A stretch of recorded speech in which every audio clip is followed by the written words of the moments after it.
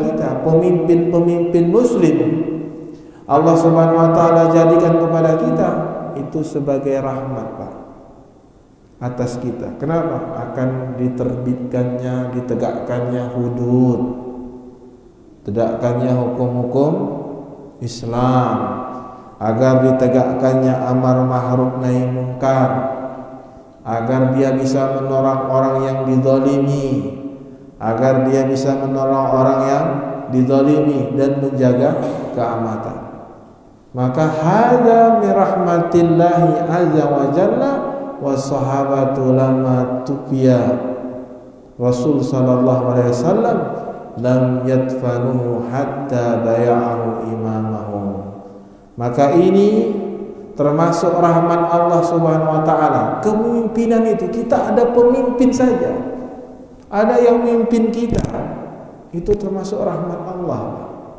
Kalau kita melihat bagaimana sahabat ketika wafat Rasul sallallahu alaihi wasallam, mereka tidak berani, Pak, menguburkan Rasul sallallahu alaihi wasallam kecuali mereka telah berbaiat untuk mengangkat pemimpin yang baru. Gitulah, Pak. Maka ada istilahnya, ya, suatu negara, satu bangsa ada pemimpin yang zalim, itu lebih baik daripada tidak ada pemimpin sama sekali. Itu jawaban. Ya, begitulah. Makanya ketika Rasul sallallahu alaihi wasallam wafat, tidak ada satupun para sahabat yang menguburkan Nabi sallallahu alaihi wasallam sampai mereka membaiat pemimpin yang baru setelah Rasulullah sallallahu alaihi wasallam. Kenapa, Pak? Mereka tak berani menguburkannya. Li'annahum yakhshawna minal ikhtilafi wa minal fitnah. Karena mereka khawatir kalau seandainya tidak ada pemimpin dalam satu negara, akan terjadilah perselisihan, akan terjadilah fitnah. Li'annahum ya'rifuna annahum la yasluhu ayya'isu wala lailatan wahidatan biduni imam, li'anna hadza min dururiyatid din. Karena mereka para sahabat mengerti. Apa yang mereka ngerti, Pak? Mereka mengerti bahwasanya tidak akan hidup itu akan menjadi baik satu hari pun, satu hari satu malam, jika tidak ada pemimpin. Masya Allah. Mereka ngerti, satu hari saja nggak ada pemimpin, sehari semalam tidak ada pemimpin kaum muslimin, itu nggak baik kehidupan tadi. Kenapa, Pak? Karena kepemimpinan di dalam Islam itu termasuk perkara yang dururiyatuddin, perkara agama yang sangat penting. Ini, Pak. Makanya kita kalau berbicara tentang waliyatul amr, itu kembalikan kepada Al-Quran dan Sunnah. Ya, karena penting, Pak. Ya, oleh karenanya wala yumkinu ayyakuna hadza ila bisam'i wa ta'ah li waliyatul amr. Maka oleh karenanya tidak akan ditegakkannya kepemimpinan dalam satu negara tadi illa bisam'i wa ta'ah, kecuali kita mendengar dan taat li waliyatul amr, kepada wali amr. Pak, ya, ini sekarang ada orang-orang yang coba mengkaburkan waliyatul amr, Pak. Mereka mengatakan yang dimaksud waliyatul amr itu dalam hadis Nabi dan dalam sunnah Nabi, waliyatul amr yang berpegang teguh dengan Al-Quran dan sunnah. Yang tak berpegang teguh dengan Al-Quran dan sunnah, dia bukan waliyatul amr. Ini syubhat. Kelihatannya benar tapi salah. Apa buktinya? Bapak buka aja dalam Al-Quran surat An-Nisa 59. Ya ayyuhalladzina amanu ati'ullah wa ati'ul rasul wa uli amri minkum. Jelas, gak ada syaratnya harus berpegang teguh dengan Al-Quran dan Sunnah. Mana dalilnya?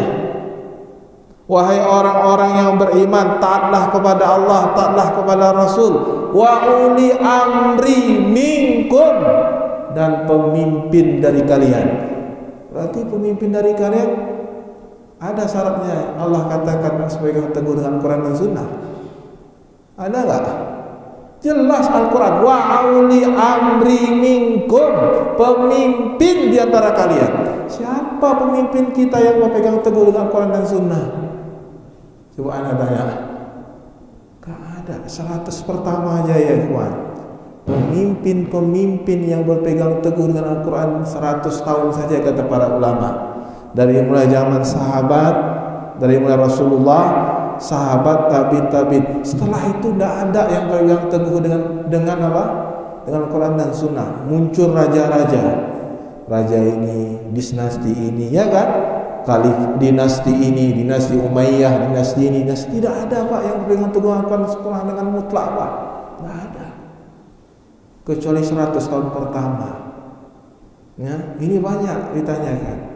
Ya, wa uli amri minkum, di situ jelas uli amri itu di antara pemimpin di antara kalian. Kalau kita muslim berarti pemimpin muslim di antara kita. Sudah jelas kita taati. Selama dia memerintahkan kepada ketaatan. Kalau dia perintah maksiat ya kita enggak taat. Maaf. Tutup masjid. Maaf Pak, kami enggak taat. Enggak usah sholat. Maaf Pak, ini urusan saya dengan Allah bukan dengan Bapak. Gotong royong, gotong royong, taat. Ya, jadi jangan mau kita Bapak sekalian, kita itu jelas Al-Quran mengatakan uli amri minkum, bukan harus dengan syarat Al-Quran dan Sunnah. Enggak ada pemimpin yang ditaati kalau syaratnya harus memegang teguh dengan Al-Quran dan Sunnah. Bahkan hadis Nabi nanti kita baca, walau kana abdun abasyun, walaupun hamba budak saya. Dalam Islam budak enggak boleh jadi pemimpin Pak. Bapak boleh buka fikih apa saja, kitab fikih apa saja, syaratnya pemimpin seorang muslim itu tidak boleh diangkat dari budak.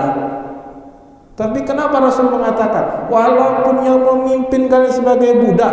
Begitulah artinya Pak, kalau memang budak yang berkuasa, walaupun secara syariat pemimpin itu tidak boleh diangkat dari budak. Kalau dia memang jadi pemimpin ditakdirkan oleh Allah, kita pun harus taat walaupun tidak cocok dengan syariat mengangkatnya dari. Betul tak?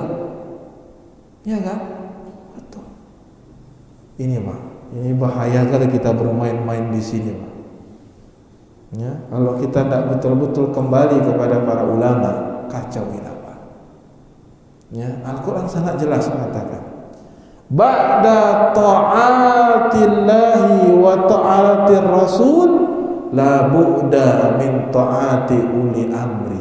Setelah taat kepada Allah, setelah taat kepada Rasul, maka kita mesti taat kepada waliyatul amr, pemimpin kita. Wa qawlu, kata Syekh Shalih bin Fauzan, ini ulama betul-betul ulama ya, alim ulama sekarang nih, termasuk anggota Lajnah Daimah, mufti Komisi Fatwa Saudi Arabia, anggota. Minkum, kata beliau dalam surah An-Nisa ini, Pak perhatikan Pak, nggak ada ahli tafsir yang mengatakan minkum ini syaratnya adalah harus berpegang teguh dengan Quran dan Sunnah. Minkum ay minal muslimin, pemimpin dari kalian yang muslimin. Ini menunjukkan kepada kita anna yusratu fi waliyatul amr ayakuna musliman. Syarat dia itu bisa menjadi waliyatul amr cukup muslim Pak, cukup muslim. Kalau dia sudah muslim jadi pemimpin kita taat. Kalau kafir ya kita tarik ketaatan. Tapi dengan jelas kalau dia itu kekafirannya dengan kafir yang jelas. Syaratnya cukup muslim Pak. Sekarang saya tanya sama antum, pemimpin kita itu muslim atau enggak? Hah? muslim. Ya, jadi waktu saya pernah tadi malam saya diskusi panjang, diskusi lihat WA. Dia bilang pemerintah begini, pemerintah begini. Saya nggak tanya itu sama antum. Yang saya tanya, pemerintah kita muslim atau enggak? Entah Pak Ustadz, saya pun nggak tahu muslim atau enggak. Antum pemimpin antum nggak tahu muslim atau enggak, tapi antum tahu begini konspirasi, begini jahatnya begini. Antum tahu pemimpin antum muslim atau tidak, antum nggak tahu. Ya, diputarnya lagi, dibawa pemahaman liberalisme, terorisme, komunisme dan sebagainya. Itu nggak saya tanya sama Bapak. Sekarang coba jawab pertanyaan saya. Apakah pemimpin kita sekarang ini muslim atau tidak? Sampai sekarang nggak bisa jawab. Ya, nggak bisa jawab. Karena syarat waliatul amr itu cukup muslim. Ya, itu Pak. Maka jangan salah Bapak-bapak sekalian. Yang penting itu muslim. Ya, maka disebutkan Fabayyana Nabi sallallahu alaihi wasallam hadza bainan syafi'an da'ian bi kulli wajhin min awail bayan syar'an qadaran. Maka Nabi sallallahu alaihi wasallam menjelaskan perkara tentang taatnya kita kepada waliatul amr ini dengan penjelasan yang luas, detail dari segala isi berbagai penjelasan secara syariat maupun secara qadari, ketentuan Allah Subhanahu wa taala. Kan jelas. Nih, contoh Nabi jelaskan ya. Dari Al-Qur'an surah Nisa udah jelas. Nih, Nabi contohkan dalam hadis Nabi. Jelas enggak? Usikum. Ini antum ya, Anda enggak usah jelaskan lah, Anda baca teksnya aja. Usikum bitaqwallahi was-sam'i wat ta'ah. Wa in ta'ammara 'alaikum 'abdun fa innahu ma ya'is minkum fasayara tilafan katsiran fa 'alaikum bisunnati wa sunnatil khulafa rasyidin al-mahdiyyin. Ini Pak. Usikum bittaqwallah, kata Nabi. Aku wasiatkan kepada kamu untuk bertakwa kepada Allah. Sam'i, untuk mendengar, dan taat walaupun yang memimpin kalian seorang budak. Budak tahu apa Quran Sunnah? Budak tahu apa Quran Sunnah Pak? Saya tanya. Budak itu nggak belajar dia. Ada yang bisa membaca, bisa nulis budak. Kalau bisa membaca budak itu bisa harganya agak tinggi sedikit. Budak bisa nulis, bisa apa? Jarang Pak. Ya. Jelas sekali Nabi katakan, taatlah kepada pemimpin kalian walaupun yang memimpin kalian seorang budak. Jelas dalam fikih Islam seorang budak itu tak boleh dia menjadi pemimpin. Rupanya dia punya kekuatan massa, dikudeta, naik budak tadi jadi pemimpin. Gitulah ceritanya, ya kan? Wajib kita taat. Selama yang diperintahkannya kepada perkara yang ma'ruf. Ya, karena sesungguhnya kalian akan hidup lebih lama. Ya, dan kalian akan melihat perisian yang banyak. Fa'alaikum bisunnati wa sunnatil khulafa rasyidin al-mahdiyyin. Maka berpegang teguhlah kalian dengan sunnahku dan sunnah khulafa rasyidin, sunnahnya para sahabat Nabi sallallahu alaihi wasallam. Ini hadis saja Pak. Jelas enggak Pak? Jelas enggak hadisnya Pak? Jelas. Suruh taat dengan pemimpin kalian walaupun dia seorang budak. Ya. Ada aslu salis, maka ini pondasi yang ketiga. As-sam'u wa ta'ah, mendengar dan taat. Isma'u, dengar. Wati'u, taat. Wa in ta'ammara 'alaikum 'abdan, walaupun yang memimpin kalian seorang budak. Fala yumkinu an tahsulu jama'atan lil muslimin ila bi waliyatil amr muslim walau yakun dza nasabin arabi bal law kanu mamlukan.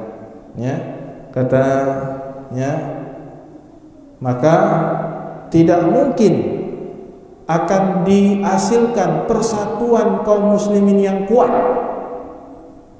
kecuali dengan satu pemimpin dari kalangan kaum muslimin. Walaupun mungkin yang memimpin tadi tidak memiliki nasab Arabi, bukan Quraisy, bukan siapa-siapa, enggak punya nasab Arab, ya. Artinya dia cuma seorang budak sekalipun, kalau yang memimpin kita tetap taat kepada pemimpin tadi selama dia memimpin kepada kita ke ketaatan, bukan menyuruh kita kepada kemaksiatan. Baik. Summa sara hadzal aslu la yu'rafu inda aksara min al-yid'i ilmi fa kaifa amala bih. Kemudian pondasi yang sudah jelas ini, mendengar dan taat kepada pemimpin yang muslim, ya, ini tiba-tiba tidak diketahui oleh kebanyakan orang.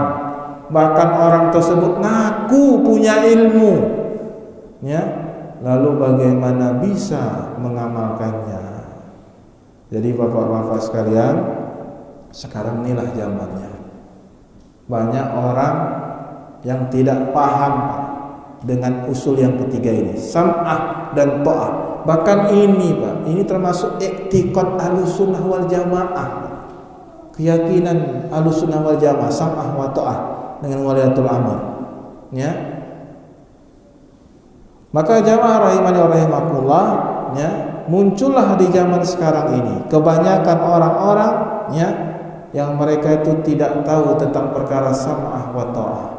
Tidak paham, ya, tidak paham sam'ah wa ta'ah tadi, nggak ngerti mereka.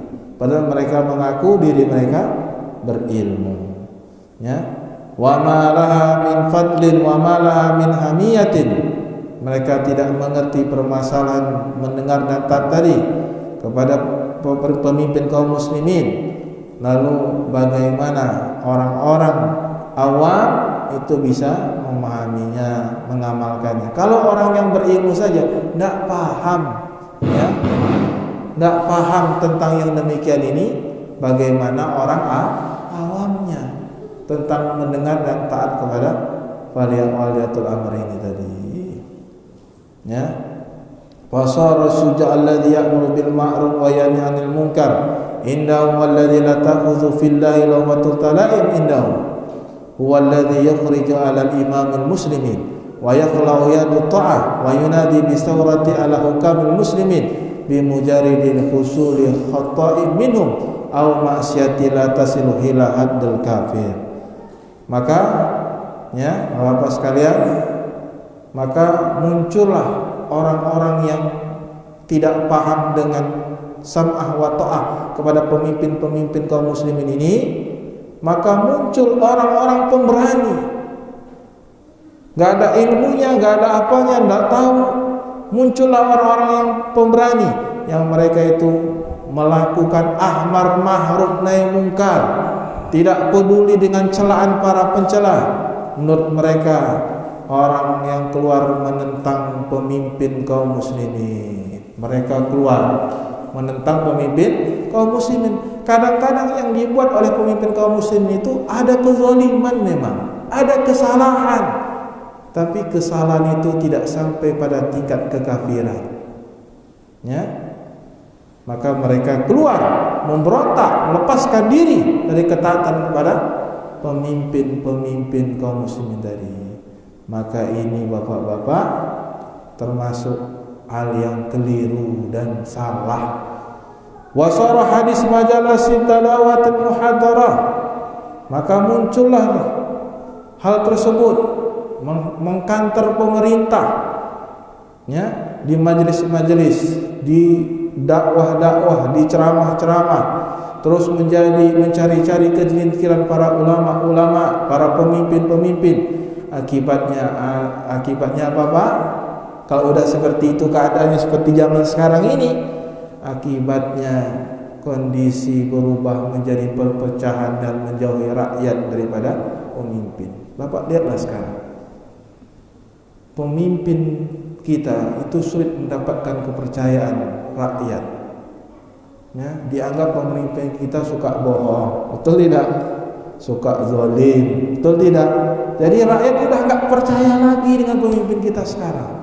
Itu gara-gara apa, Pak? Karena banyak dari kita tuh tidak mengerti bermuamalah dengan waliatul amr, mendengar dan taat, bukan langsung menentang. Zaman sekarang ini yang berani menentang pemerintah kaum muslimin itu pahlawan, Pak. Diangkat-angkat. Yang nggak berani disikat, Pak, dibully, Pak.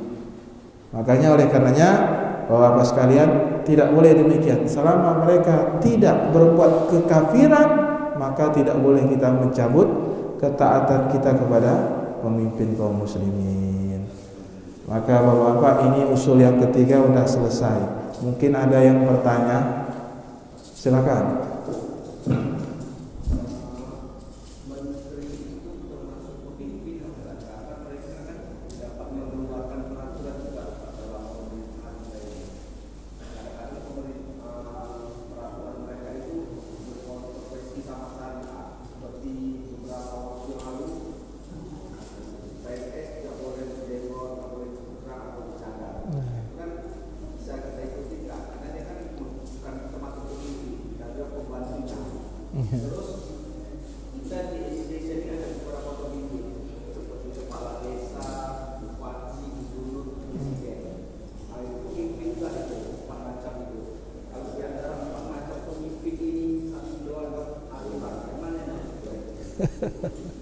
Iya.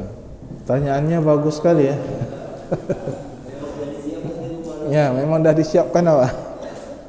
Jadi waliatul amr itu pemimpin di antara kalian, ya, termasuk pemimpin desa, pemimpin RT, pemimpin negara, pemimpin dalam suatu instansi bidang kebangsaan, misalnya kelautan, ya termasuk pemimpin, ya. Tapi ketika mereka memerintahkan maksiat, kita tak boleh taat. Tidak boleh taat. Misalnya suruh cukur jenggot, ya enggak taat, karena ini menyisihi perintah Allah Subhanahu wa taala, enggak boleh taat. Ya.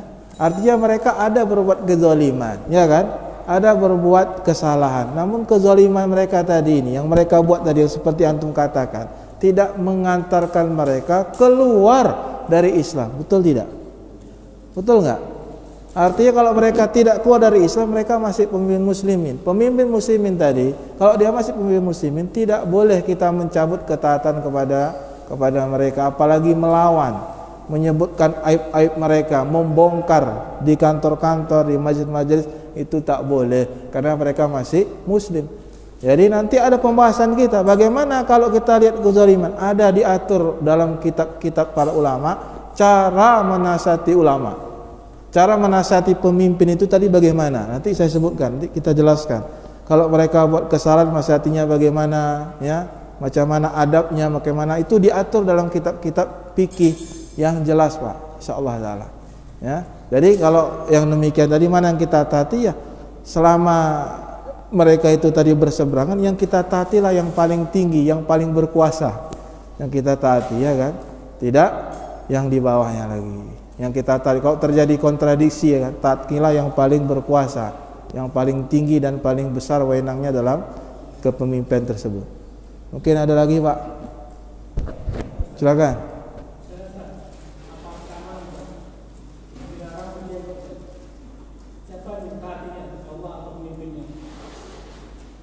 Gimana? Dia harus taati Allah dan Rasulnya, ya. Taati Allah. Baik, kita cukup. Nanti insyaallah kita bahas lebih panjang lebar lagi tentang waliatul amr di pertemuan minggu depan. Ya, subhanakallah bihamdika asyhadu an la ilaha illa anta astaghfiruka wa atubu ilaik. Akhiru da'wana alhamdulillahil alamin. Assalamualaikum warahmatullahi wabarakatuh.